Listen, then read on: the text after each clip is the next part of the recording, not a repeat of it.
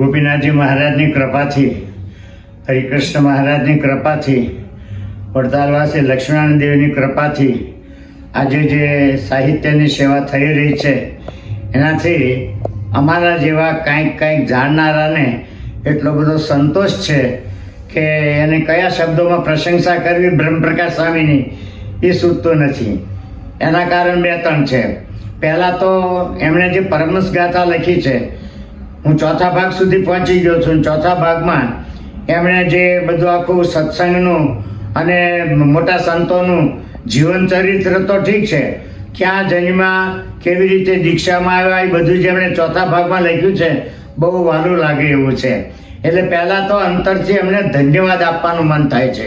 ત્યાર પછી ગોપાળાન સ્વામીને વિશે સારું ગોપાળાન સ્વામીનું જીવન ચરિત્ર જે ગ્રંથોમાં છે એ બધામાંથી સંદર્ભ આપીને આ વાત ક્યાં લખી છે, કેવી રીતે છે, એ બધા સંદર્ભ સાથે જે 1 થી 3 ભાગ, એમાં અત્યારે હું બીજો ભાગ વાંચું છું.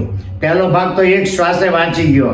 પણ મને એમ લાગે કે સત્સંગની તો સેવા કરી, પણ ગોપાળાન સ્વામીના રાજીપા માટે એમનું જીવન સારા ગ્રંથોમાં જે રીતે લખાયેલું છે, છપાયેલું છે, એમાં જે ગમ્યું છે, જે વાસ્તવિક છે, એ આ 3 ભાગમાં એમણે લીધું છે, સંદર્ભ સાથે લીધું છે. એટલે ખૂબ કિંમતી આ પુસ્તક કહેવાય. મહારાજના ચરણોમાં પ્રાર્થના કરીએ છીએ એ ગઢડા સાધુ તરીકે. એમને નાનપણથી હું જાણું છું બ્રહ્મપ્રકાશ સ્વામીને, એટલે મહારાજના ચરણોમાં પ્રાર્થના કરી આવી સાહિત્યની સેવા કરતા રહે.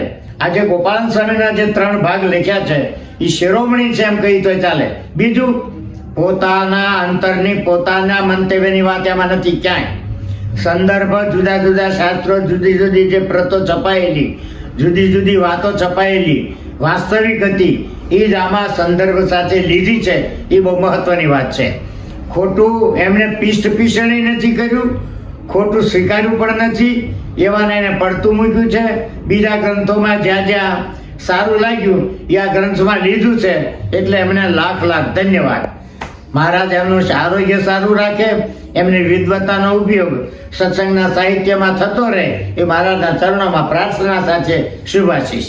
હવે વિશેષ અંતરમાં એટલા માટે એક વાત ઊભી થઈ કે ગોપાળાન સ્વામીના નામે અથવા તો કોઈ પણ સાહિત્યના નામે બ્રહ્મપ્રકાશ સ્વામી જે મહેનત કરે છે, સાચી મહેનત છે, પોતાના અંતરમાંથી ઉદ્ભવેલી મહેનત કરી, પણ યથાર્થ મહેનત છે.